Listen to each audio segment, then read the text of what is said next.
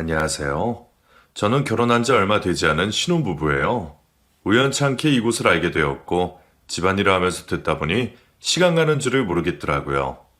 늘 듣기만 하다가 저도 한번 제 사연을 보내볼까 고민을 하다가 마음먹은 김에 보내보자 싶었어요. 남편과 저는 어렸을 때부터 경제관념이 너무나 달랐어요. 연애를 할 때는 몰랐지만 결혼을 하고 나니 그 부분이 상당한 부분에 영향을 끼치더라고요. 펑펑 쓸 줄만 알았던 이 남자의 경제관념이 바뀌기 전까지 저희는 얼마나 많이 싸웠는지 몰라요. 그 이야기를 여러분에게 들려드릴게요. 저와 남편은 친구의 소개로 만나게 되었는데요. 처음에는 제가 소개팅에 나갈 생각이 없었어요. 왜냐하면 그때 만나고 있었던 남자친구가 저와 다른 여자 사이를 왔다 갔다 하며 만나고 있었고, 그 사실을 알게 된 제가 남자친구를 차버리고 얼마 되지 않았을 때라 마음이 우울했을 때였거든요.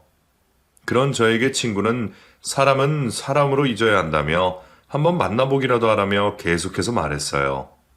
친구의 거듭되는 부탁에 하는 수 없이 소개팅 자리에 나가게 되었고, 남편을 그곳에서 처음 만났어요.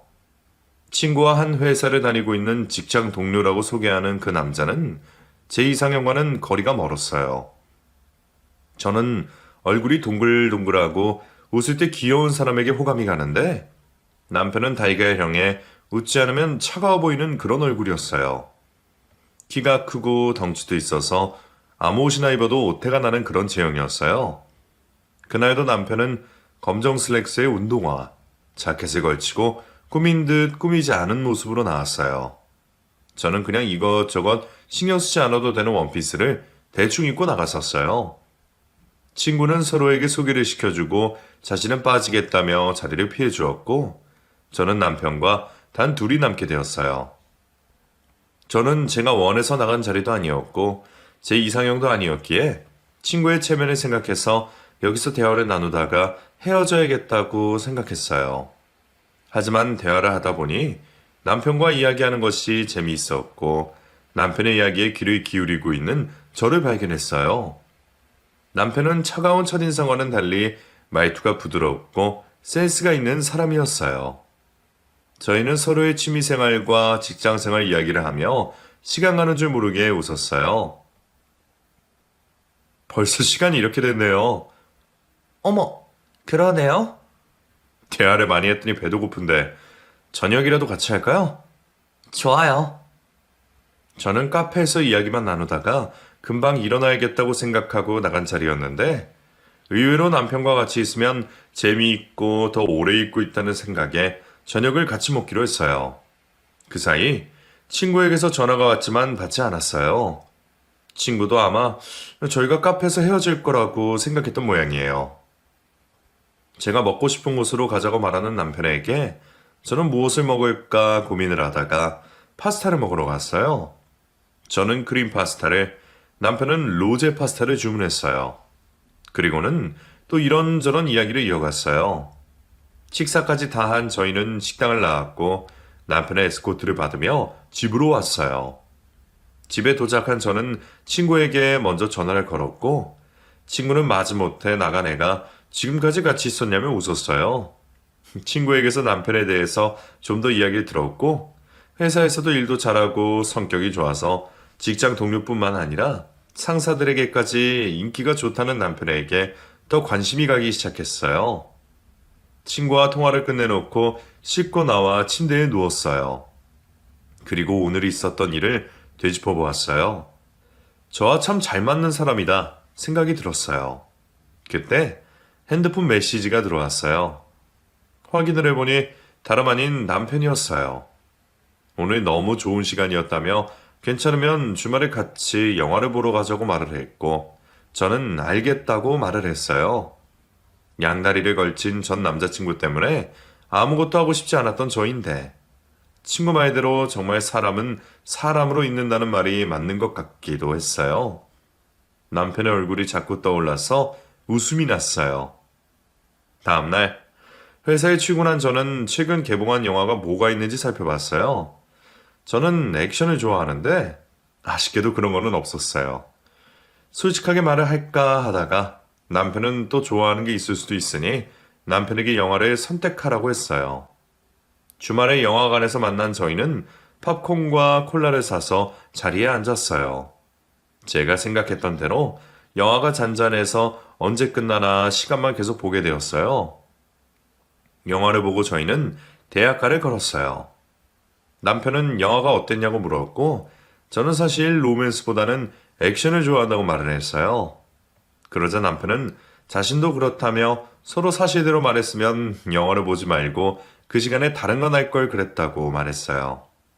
저희는 이제부터는 솔직하게 말하자고 웃으면서 이야기했어요.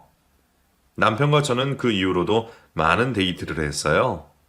같이 콘서트도 가고 뮤지컬도 보고 영국도 보러 다녔어요. 그리고 남편이 여기저기 구석구석에 있는 맛집을 찾아 맛있는 음식을 먹는 재미도 좋았어요. 지금은 몇 시간씩 기다렸다가 먹으려고 하면 뒤도 돌아보지 않고 나올 텐데, 그때는 그게 왜 지루하지 않았던지 식당에 줄이 길게 늘어져 있어도 둘이서 이야기하며 기다렸다가 그 음식을 꼭 먹었어요. 저희가 만난 지 1년이 된 날, 남편은 여행을 가자고 제안을 했고, 저 역시 좋다고 말했어요. 처음으로 가는 여행이라 설레었어요. 저희는 둘 다 체험하는 것을 좋아했기에 체험할 것들이 많은 곳을 찾았어요. 숙소를 정하고 동선을 체크하고 근처 맛집도 찾고 남편과 여행 준비를 하는 동안 너무 즐거웠어요. 여행 가기로 한 날 회사에 출근을 해야 했던 저희는 퇴근을 하고 오후에 출발을 해야 해서 숙소에 짐을 풀고 ATV를 한번 타고 가서 다시 숙소로 돌아와 저녁을 먹기로 계획을 잡았어요. 약속한 그날이 왔고 저희는 퇴근을 하자마자 만났어요. 그리고 예약한 숙소로 출발했어요. 점심을 먹지 못하고 출발했기에 휴게소에 들러서 간단한 것을 먹기로 했어요. 저는 휴게소 음식 중에서 우동을 너무 좋아했기에 우동 한 그릇을 뚝딱 하고 또 차에서 먹을 버터 오징어와 떡볶이도 샀어요. 너무 많이 먹으면 맛있는 것을 못 먹는다고 남편이 말했지만 맛있는 걸 어쩌겠어요. 숙소에 거의 다 와갈 때쯤 마트에 들러 저녁에 먹을 고기와 술, 과자 등을 샀어요. 숙소에 도착한 저희는 냉장고에 사온 재료들을 넣어두고 옷을 갈아입고 ATV를 타러 갔어요. 안전교육을 잠시 듣고 하나씩 탔어요. 그리고는 울퉁불퉁한 길을 달렸죠. 바람까지 신선하게 부니 더 좋았어요. 신나게 몇십 분을 타고 숙소로 돌아온 저희는 저녁 먹을 준비를 했어요. 예약한 숯불이 들어왔고 남편은 고기를 먹기 좋게 굽기 시작했어요. 그동안 저는 햇반을 돌리고 사온 야채들을 씻었어요. 밖에서 먹어서 그런 건지 남편과 같이 먹어서 그런 건지 고기가 너무 맛있었어요. 맥주를 한 잔씩 하며 먹으니 더 꿀맛이었어요. 오늘 찍었던 사진을 같이 보면서 깔깔대다가 또 서로의 사진을 찍어주었어요. 다음날 아침 어제 먹은 술 탓인지 일찍 눈이 떠지지 않았어요. 남편은 벌써 일어나 숙소에서 준 조식을 챙기고 있었어요. 벌써 일어났어? 아, 눈이 일찍 떠지던데? 우리 퇴실 시간이 몇 시였더라? 11시. 아직 시간 많이 남았어. 그래? 조금 더 누워있어야겠다. 조식을 벌써 갖다 놨네. 빵 먹을래? 어, 거기 놔둬. 여기 있다가 점심 먹으러 나가면 되겠다. 그러자. 예약은 했지? 당연히 했지. 거기서 점심 먹고 꽃 보러 가면 될 것 같아. 좋았어. 남편과 저는 조식을 먹고 짐을 챙겨서 퇴직 시간을 꽉 채우고 점심을 먹으러 갔어요. 맛집이라고 간 곳은 역시나 사람들이 많았어요. 의자에 앉아 저희 차례가 올 때까지 기다렸다가 테이블에 앉았어요. 줄을 서 있는 동안 주위 사람들의 이야기를 들어보니 이 집은 메인 음식보다는 냉면이 맛있다고 말을 했어요. 그래서 자기도 냉면을 먹으러 온다며 이걸 모르고 처음 오는 사람들은 메인 음식을 시킨다고 말을 했죠. 그 말을 들은 저희는 어떤 걸 먹을까 고민이 되기 시작했어요. 테이블에 앉은 저는 메인 음식과 냉면 하나씩을 시켰어요. 역시 여러 번 오신 분의 말씀처럼 냉면이 더 맛있었어요. 그것도 모르고 메인 음식만 시켰다면 후회할 뻔했어요. 음식을 먹고 저희는 꽃이 만개한 포토존이 있는 곳으로 이동을 했어요. 여기저기에서 벌써 사람들이 사진을 찍는다고 모여 있었어요. 거기에서도 역시 줄을 서서 기다렸다가 인생 사진 한 장을 건지고 집으로 돌아왔어요. 처음 간 이번 여행은 저와 남편 둘 다 대만족이었어요. 앞으로 여행도 자주 가자고 약속을 했어요. 그렇게 시시때때 만났던 저희는 시간이 지나면 지날수록 만나면 만날수록 서로가 서로를 더 사랑하게 되었고 저희는 결혼을 하기로 했어요. 양가 어른들을 만나고 결혼을 준비하면서 저는 남편의 새로운 모습을 발견하게 되었어요. 연애를 할 때는 미처 몰랐던 부분이었어요. 그것은 바로 남편의 경제관념이었죠. 저와는 너무 다르게 살아온 사람이라 그 부분에서 의견 차이가 많았어요. 저는 어렸을 때부터 용돈을 받으면 저금부터 하는 아이였어요. 매달 받는 용돈도 거의 저금을 하고 명절이나 기념일에 받은 용돈들도 쓸 만큼을 제외하고는 거의 다 저금을 했었어요. 대학교에 들어가서도 부모님에게 도움을 받지 않고 알바를 하며 등록금을 냈어요. 그래서인지 회사를 다녀도 씀씀이가 커지지가 않았어요. 제 통장에는 꽤 많은 돈이 모여 있었어요. 하지만 남편은 저와 달랐어요. 용돈을 받으면 다 쓰는 사람이었어요. 대학교를 다닐 때에도 부모님에게 용돈을 받으며 살았었고 회사를 다니는 동안에도 별다른 저축은 하지 않은 듯 했어요. 월급을 받으면 받는 대로 다 쓰는 그런 남자였죠. 이 사실은 결혼을 준비하는 과정에서 알게 되었고 저는 큰 충격을 받았어요. 지금까지 모아둔 게 하나도 없다는 소리야? 남자들 원래 다 그래. 그래서 남자들은 결혼해야 돈 모은다잖아. 그런 게 어딨어. 그건 핑계지. 아니라니까. 내 주위에는 다 그래. 그럼 결혼은 어떻게 하게? 집에서 해주시겠지. 뭐? 어머니가 결혼까지는 걱정하지 말라고 하셨어. 그래도 그렇지. 다 큰 성인인데. 돈 많으면 좋지 뭘 그러냐? 우리 결혼 비용 반만씩 하기로 한 건 알고 있지? 다 알고 있어. 어머니한테도 그렇게 말씀드렸고. 그럼 우선 예산 잡아놓고 반씩 내자. 그러자. 저는 제가 번 돈으로 남편은 시어머니의 돈으로 그렇게 저희는 결혼 준비를 시작했어요. 결혼을 준비하는 동안에도 저는 이 남자를 믿고 살 수 있을까 의문이 들었어요. 그래서 주위의 친구들이며 지인들에게 물어봤어요. 자세하게 이야기는 하지 않고 남자들은 원래 결혼 전에는 모으는 돈이 없냐고 물어봤죠. 그랬더니 하나같이 하는 말이 남자들은 결혼 전에 돈 모으는 사람은 없다는 것이었어요. 그래서 빨리 결혼해야 돈 모은다는 말도 있다면서 그 이야기를 들으니 또 제가 괜한 걱정을 하고 있었나 싶어서 그 생각은 하지 말고 결혼 준비에는 신경 쓰기로 했어요. 둘 다 회사를 다니고 있었기에 거의 주말에 모든 것을 해결해야 했어요. 예식장과 샵, 신혼여행, 집, 살림살이 등 해야 할 것들이 너무나 많았어요. 결혼 전에 모든 것을 해결하려면 부지런히 움직여야 했어요. 특히나 신혼집을 고르는 것이 시간이 오래 걸렸어요.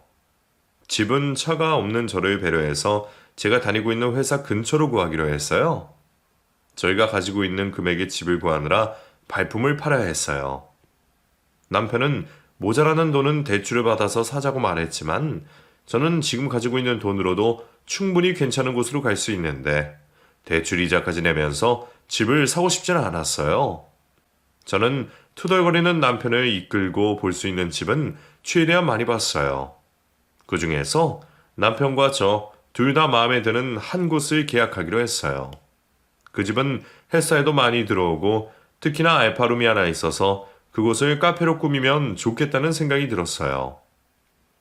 제일 큰 숙제였던 집도 계약하고 모든 것이 순조롭게 진행되어 가고 있었어요. 이제 계약한 집 잔금만 치르면 결혼식을 올리기 전에 큰일은 다 끝냈어요. 남편과 저는 우리의 신혼집이 될 집을 둘러보며 행복했어요. 집에 돌아온 저는 체크리스트를 다시 한번 꼼꼼하게 살펴보았어요. 몇 주가 지나고 신혼집 잔금 치르는 날이 다가왔어요. 저는 남편에게 전화를 걸었어요. 다음 주에 잔금 보내는 날인 거 알지? 알지. 이번 주에 송금해 놔? 그게 왜? 무슨 일 있어? 정말 미안하다. 왜? 무슨 일인데? 전화로 하기엔 좀 그렇고 만나서 얘기하자. 남편의 전화를 받고 저는 걱정이 되었어요. 목소리에 힘이 없는 것이 무슨 일이 있는 것 같긴 했어요. 카페에 도착한 저는 먼저서 기다리고 있는 남편을 발견했어요. 남편에게 간 저는 다짜고짜 무슨 일이 있냐고 물었고 남편은 저의 얼굴을 보지도 못한 채 아무 말도 하지 못했어요. 왜? 무슨 일인데? 무슨 일인지 알아야 대책을 세우지. 그게 아, 정말 답답하다. 그냥 얘기해. 나 잔금 치를 돈이 없어. 뭐라고? 그게 무슨 말이야? 돈이 없다니. 거기 투자하면 곧 배로 뛴다 그래서 넣었다가 지금 원금을 까먹었어. 어딜 투자해? 주식했어? 어, 뭐? 어머니한테 받은 돈 다? 나도 이렇게 될 줄 몰랐어. 떨어지길래 원금만 회복하면 빼려고 했는데 자꾸만 떨어져서. 바보야. 지금이라도 당장 빼. 조금만 있으면 오를 거래. 우리 조금만 더 기다려보자. 미쳤어? 그거 오른다는 게 확실한 것도 아니고. 집 잔금 치를 돈을 거기에다가 넣으면 어떡해. 미안하다, 정말. 지금이라도 빼자. 조금 손해보더라도 지금 빼는 게 낫다니까? 그럴 수는 없어. 진짜 오른다니까? 나 빼고 나서 오르면 어쩌려고 그래. 정말 답답하다. 아, 나 진짜 어떻게 널 믿고 살지? 원금만 회복하면 바로 뺄게. 진짜 약속해. 다음 주에 잔금 문의하는데 그럼 어쩔 거야? 내가 내 은행 문 여는 대로 대출 알아볼게. 까먹고 있는 돈은 못 빼고 또 대출 받겠다는 소리야? 그럼 어떡해. 방법이 없는데. 방법이 없긴 왜 없어? 주식 팔면 되지. 그건 안 된다니까. 아, 내가 우선 낼 테니까 한 달 안에 그 주식 원금 회복이 안 돼. 너 팔아. 알겠어. 그럴게. 그리고 우리 결혼하면 생활비 내고 각자 관리하기로 한 거 못하겠어. 내가 다 관리하고 매달 용돈 줄 테니까 그걸로 생활하는 걸로 하자. 그래, 알겠어. 네가 하자는 대로 다 할게. 그 대신 우리 집에는 비밀이다. 저는 잔금 치를 돈으로 주식을 한 남편에게 화가 났어요. 저런 남자를 믿고 결혼하는 게 맞는 건가 너무 걱정이 되었어요. 저는 이참에 남편의 경제관념을 바꿔야겠다고 생각했어요. 너무 오랫동안 그렇게 살아왔던 사람이라 힘들긴 하겠지만 지금 바꾸지 않으면 평생 남편 뒤지다꺼리 하다가 세월을 보낼 것 같은 불안한 마음이 생겼어요. 일주일 뒤 저희는 잔금을 치르고 가구와 가전을 넣고 신혼집을 아기자기하게 꾸몄어요. 결혼식 전날 밤 신혼집에 가게 된 저희는 꾸며놓은 집을 보며 내일이면 부부가 된다는 사실이 믿기지가 않았어요. 어떤 일이 일어날지는 모르겠지만 서로 위해주고 사랑하며 살자고 이야기했어요. 그날 밤은 잠이 오지 않았어요. 다음날 결혼식장에 도착한 저희는 많은 사람들의 축복을 받으며 결혼식을 했어요. 나중에 친구로부터 알게 된 사실은 그날 신부인 저보다도 시어머니가 더 많이 우셨다고 해요. 아마 남편을 일찍 잃고 혼자 어린 아들을 키우셔서 더 그러신 것 같았어요. 신혼여행을 다녀온 후 저희는 친정에서 맛있는 음식들을 먹고 하룻밤을 보내고 다음날 시댁으로 갔어요.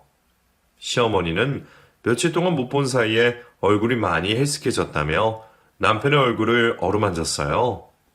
그리고는 저녁을 먹자며 옷을 갈아입고 나오라고 하셨어요. 저도 남편 따라 같이 방으로 들어가려는데 시어머니가 부르셨어요. 저는 옷을 갈아입을 필요가 없다며 주방으로 따라오라고 하셨어요.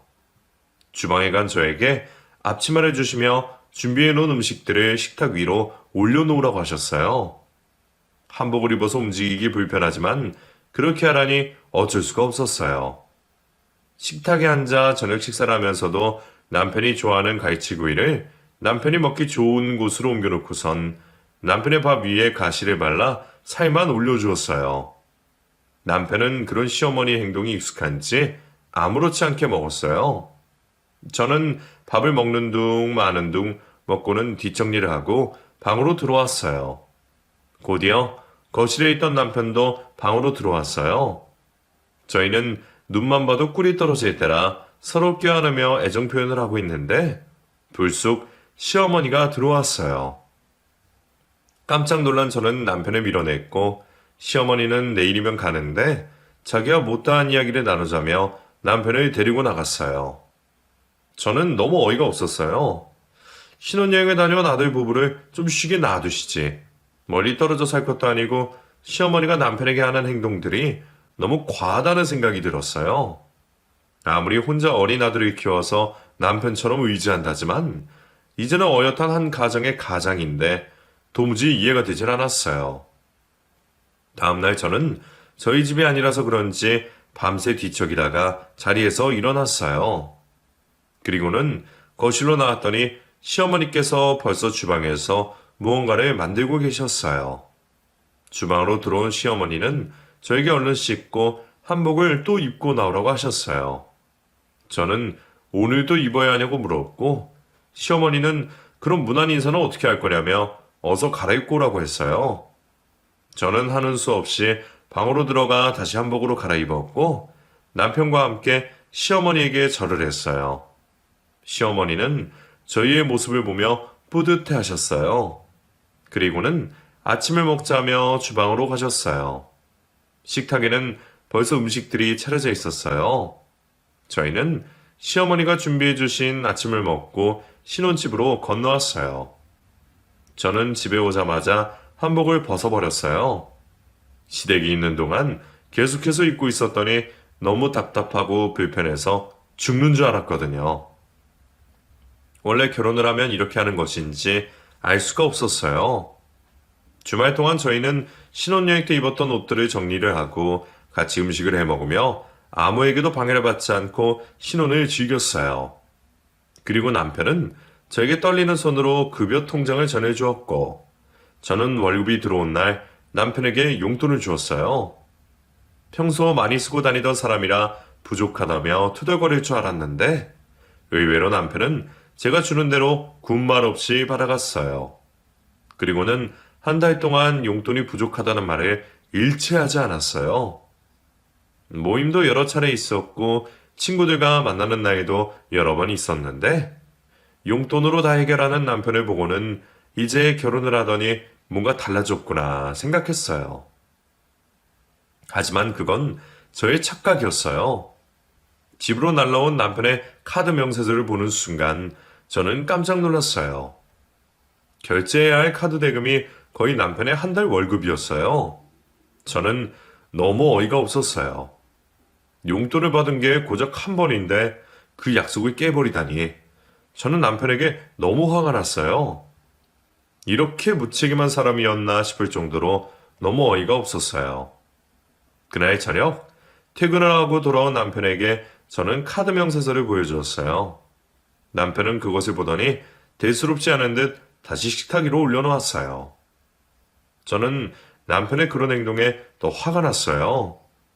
적어도 미안한 눈빛은 있어야 하는데 이게 왜? 이런 표정을 짓고 있으니 나오려고 했던 말도 나오지 않았어요. 저는 너무 어이가 없어서 웃음이 나왔어요. 용돈 받아서 쓰기로 약속하지 않았어? 그래서 급여 통장 줬잖아. 주면 뭐래? 카드값으로 다 나가게 생겼는데. 주위에서 결혼했다고 다들 한턱 내라는데 그럼 어쩌냐? 적당히 하면 되잖아. 너도 사회생활 하니까 알잖아. 그게 뜻대로 돼? 나는 돼. 남자랑 여자랑은 다르다니까. 난 모르겠고 지금 그럼 용돈이랑 카드랑 같이 쓰겠다는 소리야? 용돈 쓰다가 없으면 카드 써야지. 그럼 줄이는 게 아니잖아. 신용카드 다 내놔. 그건 왜? 다 없앨 거야. 혹시 모르니 체크카드 줄게. 급하면 그걸로 써. 그렇게 어떻게 살아? 왜 못 살아? 모자라면 집안일하면서 용돈벌이 하던지. 내가 애야? 무슨 집안일을 하면서 용돈을 벌래? 내가 고생해서 번 돈 내 마음대로 쓰지도 못하냐? 마음대로 써. 누가 못 쓰게 했어? 원래 우리 생활비만 반씩 내고 각자 버는 건 알아서 관리하기로 했던 거 몰라? 근데 왜 이렇게 하기로 했는데? 너가 주식해서 이렇게 된 거잖아. 이렇게 살기 싫으면 주식 팔면 되잖아. 그건 아직 좀 더 있어야 돼. 그것도 지금 약속한 한 달 지난 거 알아? 왜 자꾸 사람을 실망하게 만들어? 알겠어. 자, 내가 가지고 있는 카드는 이게 다야. 남편은 하는 수 없이 저에게 카드를 다 주었고 방으로 들어가 버렸어요. 저는 남편에게 받은 카드를 모조리 다 가위로 싹둑 잘라버렸어요. 그 이후로 남편은 용돈과 체크카드를 사용했고 용돈이 부족하면 저에게 이야기를 했어요. 처음에는 자신이 필요한 것이 있을 때마다 저에게 말하는 것이 너무 싫다며 힘들어하던 남편도 차츰 적응이 되어갔고 용돈이 부족하다며 더 달라는 이야기도 거의 하지 않았어요. 그러던 어느 날 저는 왜 남편이 그동안 그 용돈으로도 충분하게 살 수 있었는지 그 이유를 알 수가 있었어요. 퇴근을 하던 남편이 씻으러 들어갔고 그 사이 핸드폰 메시지가 왔어요. 저는 남편의 핸드폰을 본 순간 깜짝 놀랐죠. 그건 다름 아닌 시어머니였어요.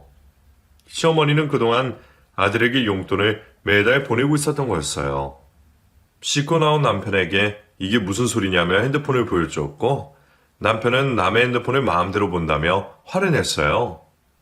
저는 그동안 시어머니에게 용돈을 받았냐며 물었어요. 결혼을 하고 돈 관리를 제가 한다는 이야기를 들으신 시어머니는 남편에게 남자는 결혼을 해도 주머니에 돈이 두둑히 있어야 길을 펴고 산다며 매달 용돈을 주고 있었고 남편은 그 사실을 저에게 속이고 있었어요. 저는 또 한 번 남편에게 실망을 하게 되었어요. 남편이 이렇게 된 것은 시어머니의 잘못이 크다는 생각이 들었어요. 저는 언제까지 시어머니의 그늘에서 살 거냐며 어른이 되었으면 자기 앞가림은 자기가 하는 것이 맞지 않냐며 이렇게 살 것 같으면 저와 이혼을 하고 시어머니와 살으라고 말했지만 남편은 오히려 부모가 자식에게 용돈을 주는 것을 왜 그렇게까지 이상하게 생각하냐며 제가 이해가 안 된다는 식으로 이야기를 했어요. 그날 저희는 언성을 높여서 싸웠지만 의견 차이가 좁혀지지가 않았어요.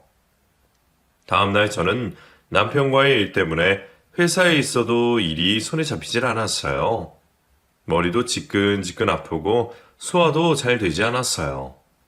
그래서 점심을 먹지 않고 휴게실에서 잠시 쉬었어요. 점심시간이 지나고 자리에 앉아 일을 하려는데 자리도 들어가시던 팀장님이 창백해진 저의 얼굴을 보고 조퇴를 하고 병원에 다녀오라고 하셨어요. 집으로 들어가는 길에 병원에 들린 저는 뜻밖의 소식을 들었어요. 제가 임신을 했다는 것이에요. 남편으로 인한 스트레스로 몸이 피곤하다고 생각했는데 임신 때문이었다니 저는 신랑에게 이 사실을 빨리 알리려고 핸드폰을 꺼내었다가 다시 가방 안에 넣었어요. 어제 싸운 것도 있고 해서 제가 먼저 전화하기엔 자존심이 상했어요. 그래서 저녁에 퇴근하고 오면 말해야겠다고 생각했어요. 그날 저녁 퇴근을 하고 온 남편은 어젯밤 싸운 탓에 여전히 저와 눈도 마주치지 않고 냉랭했어요. 저는 씻고 나온 남편에게 맥주 한 잔을 하자며 불렀어요. 아무 말 없이 식탁에 앉은 남편은 제가 준 맥주를 시원하게 들이켰어요. 너는 왜 안 마셔? 나 참으려고. 나 혼자 마시면 무슨 죄야? 어제는 내가 말이 심했어. 미안해. 아니야. 너도 잘한 건 없는데 뭘. 어머님이 주신 용돈 말이야. 그 얘기라면 안 해도 돼. 나도 생각해보니까 아닌 것 같더라. 그래서 다시 돌려드렸어. 잘했어. 아빠 될 자격이 있네. 뜬금없이 아빠는. 이것 봐. 내가 맥주를 못 마시는 이유. 남편은 내가 보여준 초음파 사진을 보고는 눈이 휘둥그레졌어요. 임신한 거야? 오늘 병원에 갔더니 임신이래. 정말? 남편은 초음파 사진을 식탁에 내려놓고는 저를 안고 뱅그르르 돌았어요.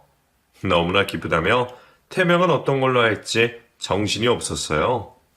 그런 남편의 모습에 저는 또 어젯밤의 일은 사르르 녹았어요. 이래서 부부싸움은 칼로 물베기라고 하나 봐요. 남편은 제가 임신을 한 이후로 집안일에도 적극적이었어요. 예쁘고 좋은 것만 보고 들어야 한다며 매일 밤 뱃속의 아기에게 책도 읽어주고 과일도 예쁜 것만 깎아서 줬어요. 입덧을 하기 시작할 때에도 저희는 같이 했어요. 너무 사랑하면 남편이 입덧을 하는 경우도 있다곤 하는데 남편이 그럴 줄이야. 여하튼 저보다 입덧이 더 심해서 저희는 입덧이 있는 동안에는 서로 같은 공간에서 밥을 같이 먹지 못했어요. 그래서 남편의 살이 점점 빠지기 시작했어요. 저희 소식에 시어머니는 아들이 걱정이 되어 집으로 오셨어요. 집에 들어서자마자 얼굴 살이 빠진 아들을 신경 쓰느라 입덧하는 며느리는 보는 둥 마는 둥이었어요. 시어머니는 남들은 안 하는 입덧을 해서 이 고생이냐며 남편이 좋아하는 음식들을 만들어 오셨어요. 들고 오신 장바구니에서 반찬통을 꺼내 식탁 위에 올려놓으셨어요. 반찬통이 얼핏 봐도 10개는 되어 보였어요. 저 많은 음식을 하려면 시간도 많이 들었을 텐데 역시 아들 사랑은 어디 안 간다는 생각이 들었어요. 그 순간 시어머니가 음식을 담은 반찬통 하나를 여시는데 갑자기 음식 냄새가 제 코로 훅 들어왔어요. 우! 저는 급히 화장실로 달려갔고 헛구역질을 했어요. 속이 느글거려서 참을 수가 없었어요. 다행히 남편은 그 음식이 맞는지 속이 괜찮았어요. 제가 헛구역질하던 것을 보고 남편은 나중에 제가 없을 때 먹겠다며 시어머니가 해오신 음식들을 황급히 닫았어요. 남편의 모습에 시어머니는 먹고 싶은 음식도 제대로 못 먹는다며 혀를 쯧쯧 차셨어요. 그런 시어머니에게 서운함을 느낀 저는 남편에게 괜찮다며 속도 그렇게 잠시 바람 쐬고 올 테니 시어머니와 식사를 하라고 하고서는 집을 나왔어요. 바깥 공기를 쐬고 나니 갑갑했던 속이 확 뚫렸어요. 남편과 시어머니가 식사를 하는 동안 저는 어디에 있을까 주위를 살피다가 집 앞에 있는 카페로 들어갔어요.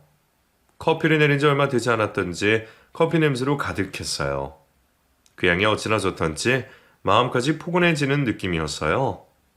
아이를 가져서 커피를 마시지 못하는 저는 따뜻한 유자차를 한 잔 시키고 테이블에 앉았어요.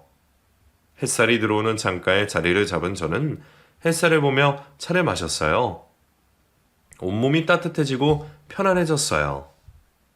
잔잔하게 들리는 음악까지 태교를 너무나 좋은 장소였어요. 저는 카페에서 1시간 정도 여유를 즐기다가 집으로 들어갔어요. 제가 집에 도착했을 때 남편은 음식을 다 먹고 환기를 시킨다며 창문을 활짝 열어놓고 있었어요. 그래서 그런지 음식 냄새가 하나도 나지 않았어요. 남편은 들어오던 저를 보고는 배고프겠다며 먹고 싶은 것이 없냐고 물었고 그 순간 딱 저는 남편과 연애를 할 때 먹었던 그 냉면이 떠올랐어요. 남편은 그 맛은 나지 않겠지만 최대한 비슷하게 한번 만들어 보겠다며 주방으로 갔어요. 그때 화장실에 다녀오던 시어머니가 저희의 대화를 듣더니 남편이 있던 주방으로 갔어요. 그리고는 자신이 만들어 주겠다며 남편을 거실로 내보냈어요. 저는 주방으로 가서 제가 하겠다고 말을 했고 시어머니는 됐다며 입덧하느라 고생하는데 다 되면 부를 테니 나가라고 그랬어요. 마지못해 저는 거실로 나왔고 남편과 소파에 앉아 있었어요. 이윽고 시어머니가 냉면이 다 됐다고 부르셨고 저는 식탁으로 갔어요. 식탁에 앉아 시어머니를 바라봤는데 시어머니가 냉면 그릇을 오븐용 장갑을 끼고 들고 오고 계셨어요. 저는 너무 그릇이 차가워서 그런가 싶었어요. 하지만 시어머니가 식탁 위에 올려주시는 냉면을 본 순간 저는 깜짝 놀랐어요. 시원한 물냉면이 아니라 김이 모락모락 나는 뜨끈한 냉면이었어요. 저의 표정을 보신 시어머니는 저를 매섭게 쏘아보며 말했어요. 어딜 감히 내 아들 부려먹어? 네? 지금까지 이런 식으로 내 아들 부려먹었냐? 아니에요. 그런 적 없어요.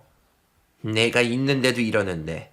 없을 때에는 더 있으면 더 있겠지. 덜하진 않았을 게다. 그래서 냉면에다가 뜨거운 물을 부으신 거예요?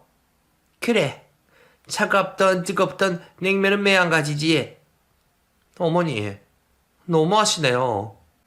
내가 너무해? 입덕하지 않은 내 아들 얼굴을 보고도 그런 소리가 나오는 거냐? 얼굴살이 쏙 빠져서 가만히 보고 있어도 이렇게 안타까운데 저런 애를 부려먹고 싶어?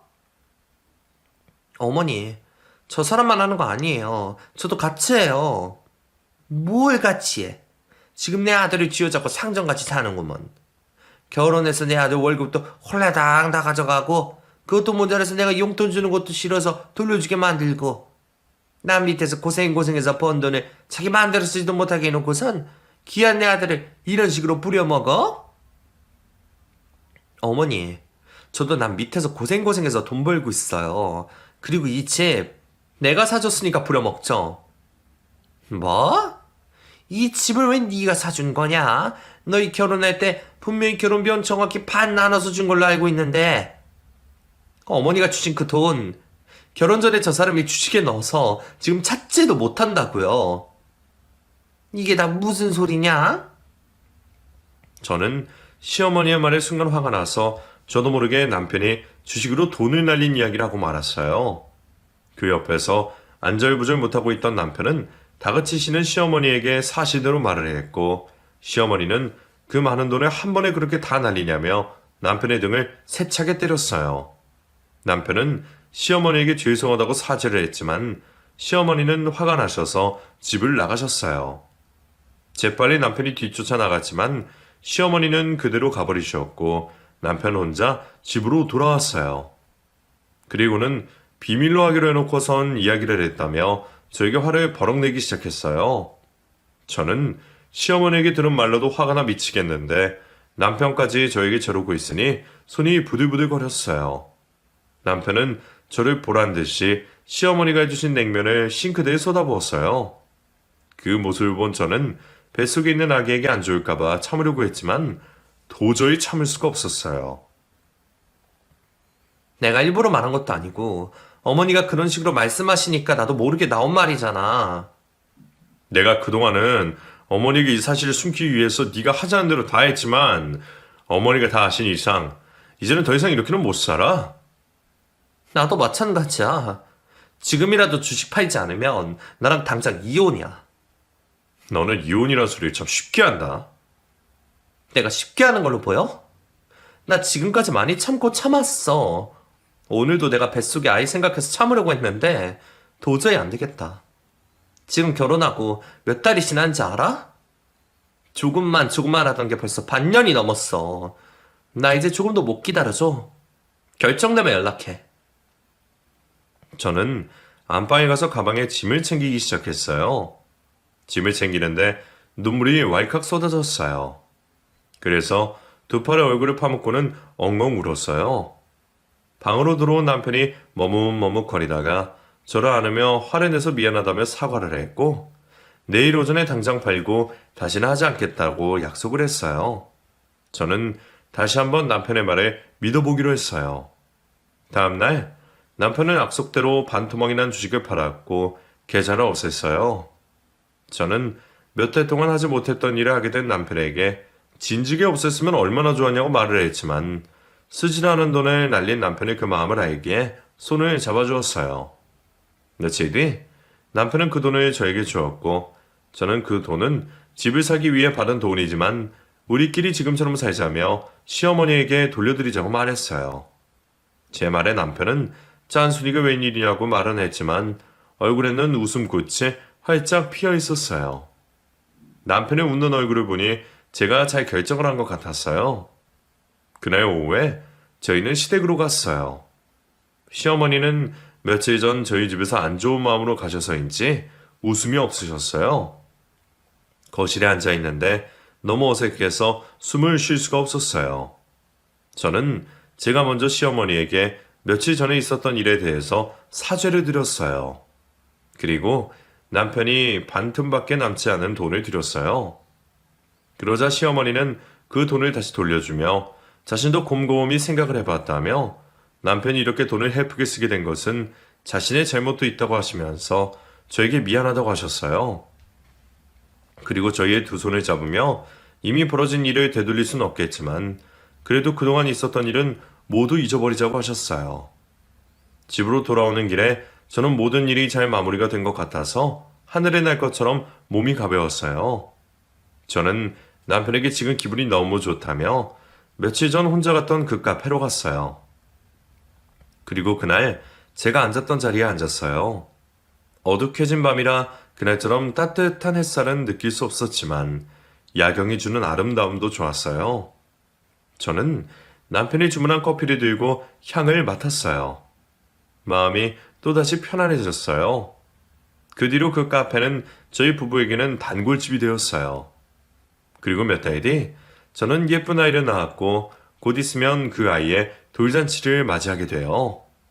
저희가 돌잔치를 준비하면서 달라진 게 있다면 남편이 저보다 오히려 더 알뜰하게 필요한 것만 하려고 한다는 것이에요.